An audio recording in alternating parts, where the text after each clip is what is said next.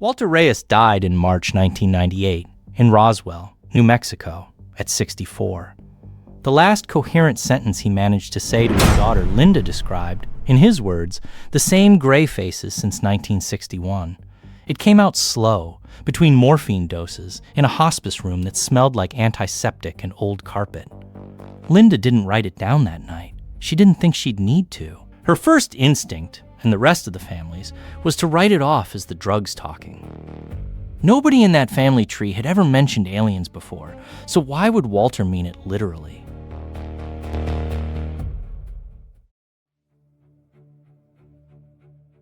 That explanation held for about 6 weeks.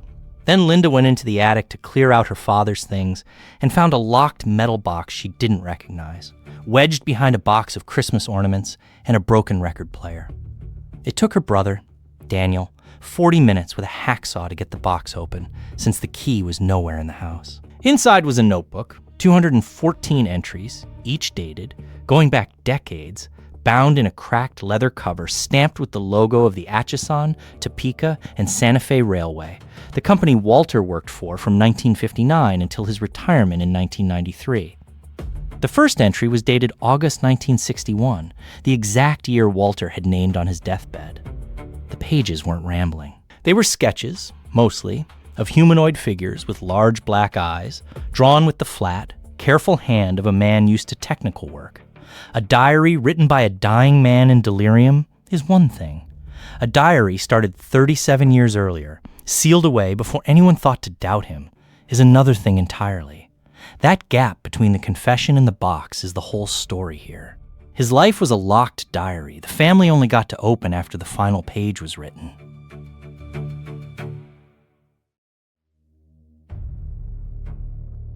Once the shock wore off, Linda tried to catch her father in an error. August 1961 sat exactly 1 month after the Betty and Barbara Hill abduction claim of September 19, 1961, the case that effectively invented the modern alien encounter story in American culture.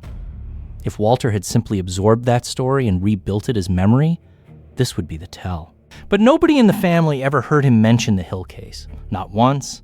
Not even during the UFO documentary craze of the 70s and 80s, including a 1975 NBC television special, The UFO Incident, that dramatized the Hills story, and that Walter's own son, Michael, remembers the family watching together without a single word from Walter about it. Linda paid a forensic document examiner named Carol Instran, based in Albuquerque, $350 to examine the notebook. Instran spent 11 weeks comparing ink samples under infrared light and found the same ink chemistry and handwriting patterns across 3 decades of entries, with only the expected drift and stroke pressure that comes from arthritis in a man's 70s. Not a man imitating his younger self. The same man, writing in real time for 30 years.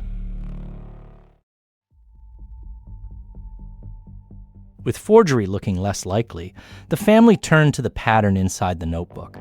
The entries clustered tightly around specific years: 1961, 1968, 1973, 1979, 1986, 1991. Each cluster lasted 2 to 5 nights, then stopped completely until the next cluster years later. Walter worked as a night shift railway signalman his entire career, stationed for most of it at a signal booth outside Vaughan, New Mexico, alone for long stretches with nothing but the tracks and the dark. Payroll records Linda later requested from the railway's pension office confirmed he worked the graveyard shift, 11 p.m. to 7 a.m., for 31 of his 34 years with the company.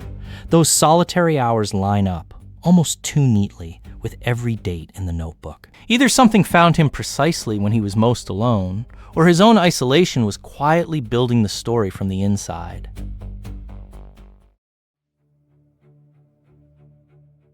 The notebook alone might have stayed a private mystery, but Walter had also kept something you can hold in your hand.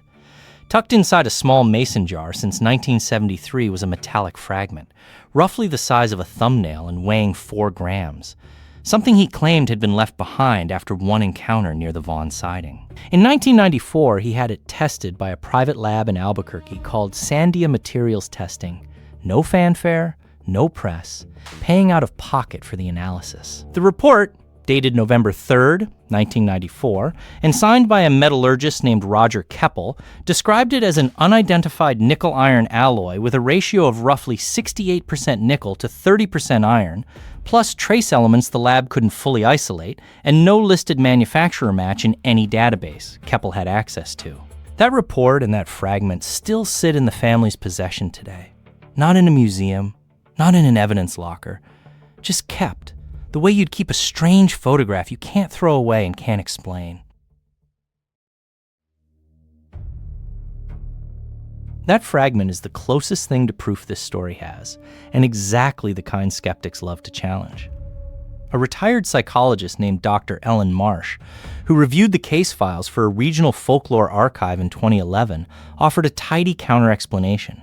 Sleep paralysis? A well-documented condition, especially common in night shift workers whose sleep cycles never settle. She pointed to Walter's own 1972 medical records from a clinic in Roswell, documenting treatment for insomnia and what his doctor at the time called nocturnal anxiety episodes, around the same period the encounter entries were accumulating. She also noted that alien abduction narratives spiked heavily in public consciousness after a wave of television specials in 1975, and again following the 1980 book The Andreessen Affair, giving an impressionable, sleep-deprived mind plenty of raw material to borrow from without realizing it. For a moment, that theory closes the case. A tired man, alone at night, absorbing a cultural trend, building a private mythology out of exhaustion and pop culture. It's a clean explanation. It also can't survive contact with what happened next. The 1979 cluster breaks the sleep paralysis theory in a way no one expected. Walter's brother-in-law, Arthur Cobb, entirely independent of the notebook, has long claimed he personally saw unexplained lights over the rail yard on the night of October 14, 1979, while driving home from a poker game in Vaughan. Nobody dismissed him as delirious. Arthur was a volunteer firefighter with no history of exaggeration and, by his own account, hadn't touched a drink that night. Then the family found a brief report in the Vaughan Chronicle-Tribune archive from that exact week, a 4-sentence item on page 6 describing unexplained lights in the area reported by 2 other residents. It's the only date in the entire notebook with any outside corroboration, and it happens to be witnessed by someone who wasn't even trying to prove anything. One corroborated night doesn't prove 37 years of encounters. But it proves Walter wasn't always alone in what he was seeing.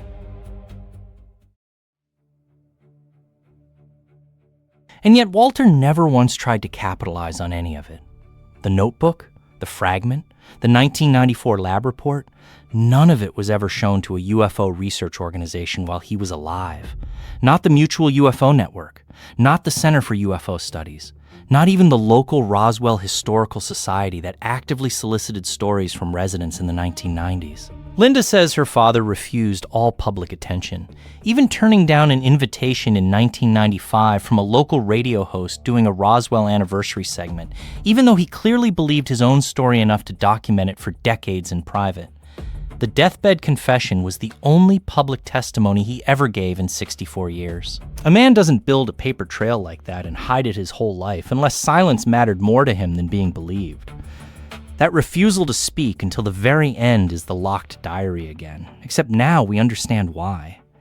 He wasn't hiding a secret from strangers. He was protecting his family from a truth he wasn't sure they could carry, until there was no more time left to protect anyone from anything. Then Linda found one more page, tucked at the very back, dated February 1998, 3 weeks before he died, in handwriting noticeably shakier than the rest, likely written after his cancer diagnosis that January. It doesn't describe an encounter or include a sketch. It says only this: they said it was the last time. No entry follows it. 37 years of dated documentation, and then silence, as if the notebook knew it was finished before Walter did. That final line reframes everything before it. This wasn't a man rambling at the edge of death about gray faces from nowhere. This was a man closing a book he had been quietly writing his entire adult life, on schedule, right up until the schedule ended. After his death, Linda had a decision to make about the fragment, the report, the notebook. In 2007, she sent the fragment out for independent retesting.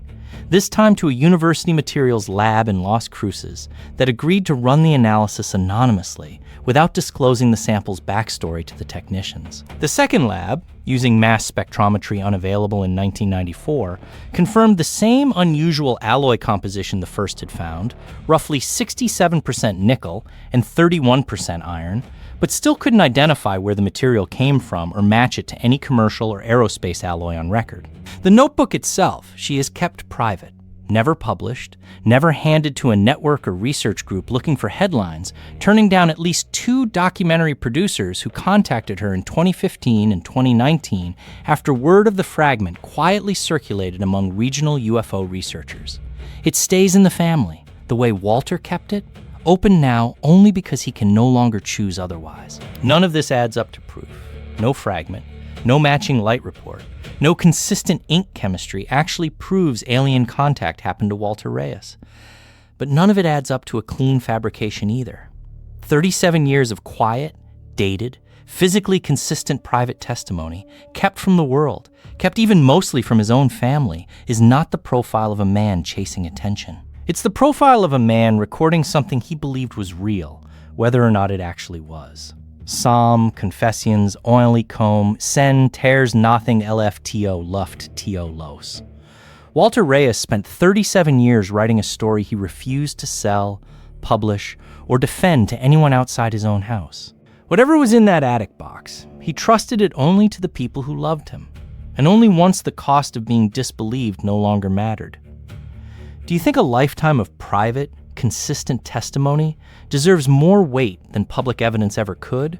Or does the absence of outside proof mean the story dies with the man who told it? Let us know what you think in the comments, and if you want more cases like this one, stick around and subscribe.